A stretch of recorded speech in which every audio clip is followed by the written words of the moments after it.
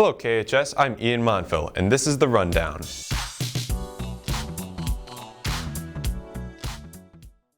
Any seniors interested in giving a speech at the commencement ceremony must turn in drafts to Mr. Gabram by March 6th in order to be considered. KHS is hosting a career speaker series event on the sports and entertainment industry on Wednesday, March 11th. Interested students can sign up in the guidance office. The list of Kenston speech and debate state qualifiers is growing. More students qualified over the weekend and will now compete in the state competition on March 6th and 7th. The team will also be competing in the coming weeks to qualify for nationals in Albuquerque, New Mexico. For more on the hard work that goes into participating on the speech and debate team, check out the latest edition of the Principals Podcast with speech and debate members Anthony Lott and Laura Parsons. The lack of weather in Northeast Ohio this year has been welcomed by many, but for ski resort Alpine Valley, it can affect business. Ryan Gilbert reports. Alpine Valley is a ski resort located in Geauga County, Ohio. Throughout the years, Alpine has been considered one of the best ski resorts in its area. Unfortunately, running a ski resort in Ohio is fairly difficult due to the unpredictable weather. To find out more about running a successful ski resort in Ohio, I asked Austin Toth, manager at Alpine Valley Ski Resort, to talk about his career working in Alpine. Hi, I'm Austin Toth. I'm the snowmaker here, lift op management, and I do the maintenance here as well. I've been doing this for 4 years now. I started as a lift op, and this is my first year of management and second year of snowmaking. With the weather not being ideal for snowboarding and skiing, I asked Austin how this affected the flow of business. So the warm weather was a little rough for us in the beginning. We had about only 2 days for shutdown, and when we had the temps for snowmaking, we had to push as hard as we could for as long as we could, going back and forth between night crew and day crew, just pumping out the snow. But the weather didn't affect us too bad.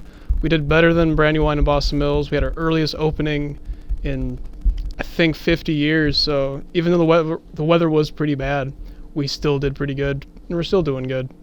When later asked which type of weather do guests prefer, Austin responded by saying this. The guests do like the warm weather because it's like spring skiing in a way. You got the slushy snow, they love it, they're wearing thin layers, they're having fun out there. The more college kids come by and they do their thing. But when it's cold, people don't really want to show up because we're usually making snow. People don't like riding the snow guns, but they don't realize that if we're doing this for like a week, we're going to be open for, that might extend our days for like another week or maybe in a month if we actually have the temps for it. To follow up my interview with Austin, I was wondering what the most exciting part about working at Alpine Valley was. I think the most exciting thing is actually making the snow. Like when you're out there by yourself and you're just seeing snow build up and you're coming back to your same line and you just see within a half hour how much snow is being made, get to unbury the hoses and wires. It's really surreal, especially in the mornings where you just see the sunset at the top of the resort or the sunrise. It's really beautiful. A Wisconsin-based burger chain has locations popping up all over Northeast Ohio. Remy Maurer and Jay Olson report. A new Culver's is opening up in Strongsville, making it the third location in the Cleveland area. With 2 new locations and another on the way, Culver's restaurants are beginning to pop up all around Northeast Ohio. Culver's is mostly known for their world-famous butter burgers, as well as their cheese curds and frozen custards. Culver's also offers their own signature root beer as well as a unique ice cream flavor of the day. The Wisconsin-based restaurant chain has been expanding all over the Midwest with tons of success in surrounding states, so it is likely we will see more popping up in the Cleveland area soon. This school year is the first time Mrs. Green has offered the opportunity for interested students to join men's choir. Will Blair reports. Mrs. Green has been teaching at Kenston for 12 years, but this is the first year she has had a high school men's choir. Men's choir meets in the chorus room during homerooms on homeroom days. Men's choir started out small, but it has a great opportunity to expand in the future. An invitation was issued to the men who were already in chorus or were already in varsity jazz. And then I just kind of went around and sought out kids in school who have sung in choir before, who I thought would like the men's choir experience. But really, it's open to anyone who would like to come sing with us. All in all, men's choir is an opportunity to sing if choir just can't fit in your schedule. Hopefully this is something that will grow, and it's kind of a club-like atmosphere in a place where people can hang out and just sing.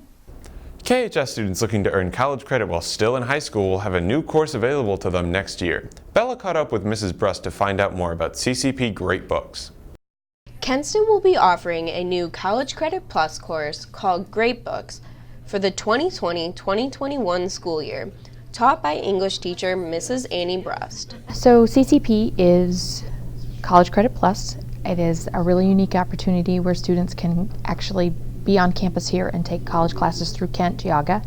Great Books is the third section in our classes that we offer to obtain dual credits. The CCP Great Books class is being added for students who wish to continue down the CCP track and need additional classes available to them. It follows the format of a college literature class. We're going to be reading several novels as opposed to small pieces of poetry or excerpts, so we are doing novels in their entirety. The CCP Great Books class can help students earn college credit while completing their high school education. Also, it really explores a lot of different material that they wouldn't do in a typical high school classroom.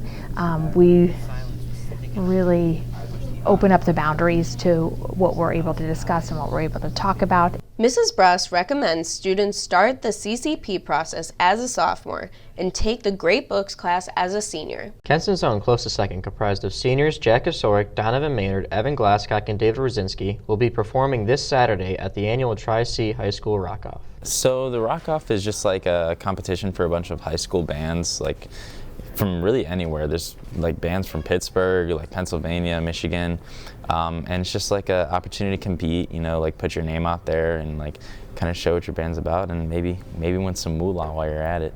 The Rock-Off is February 8th, and that's Saturday, and it's at 6 o'clock is when it starts, and we're selling tickets all the way up until February 8th. They're kind of running out, so this last week we're really trying to push the rest of them, and yeah, $10 a ticket. I'm most excited to just go on stage and play with at the Rock and Roll Hall of Fame for a ton of people. It's going to be a really fun time for us, I think. We think we're going to, no matter where we end up, we're just going to give it our all out there. We don't know if we're going to make it through the second round. It'd be really cool if we did. But yeah, I'm just getting up there to play and have some fun. Get out to the Rock-Off on Saturday, people. I better see you there.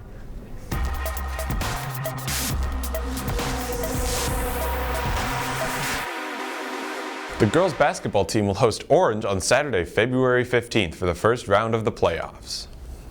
The gymnastics team competed twice over the weekend.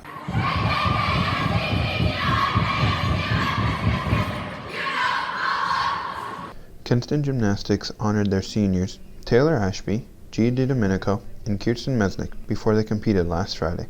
The team placed second out of 6 teams, narrowly falling behind Solon. Mary Conwin took first place in the uneven bars event and took second place on the floor. The girls dominated the balance beam with Gabram, Hammerly, and Cowan taking the top 3 places. They followed up on Sunday with one of their highest scoring meets versus Twinsburg. Come out this Thursday to support the team at the WRC Championship. Swimming and diving celebrated their senior night on Saturday. Kenston Swim and Dive honored their seniors Tyler Adams, Mandy Gleim, Ellie Mills, Ian Montville, Claire Nettie, Mary O'Neill, Julia Piazza, and Bruden Rounds last Saturday. Molly Bohannick placed first in the girls 200 free. Leah Schaefer took first in the girls 50 free and girls 100 free. Ellie Mills took first place in the girls 100 fly. Mary O'Neill placed first in diving for the girls, and Clay Foster placed first for the boys. The teams will be competing in sectionals at Spire Institute this Friday.